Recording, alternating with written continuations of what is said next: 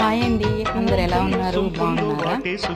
ఈరోజు అయితే కొబ్బరి చట్నీ ఎలా చేయాలో చూద్దాం. చాలా అంటే చాలా టేస్టీగా ఉంటుందండి ఈ ప్రాసెస్లో చేసుకుంటే. ఒకసారి ట్రై చేసి చూడండి. వీడియో నచ్చితే చివరి వరకు ప్లీజ్ సబ్స్క్రైబ్ చేసుకోండి.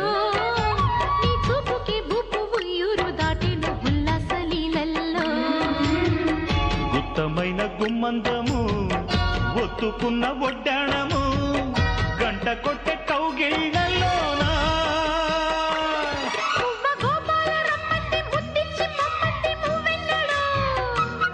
జివ్వు జివ్వంటూ నా గువ్వ గూడెక్కి కూసింది నీ కోరలో నీ రెండలో నీ గుండెలో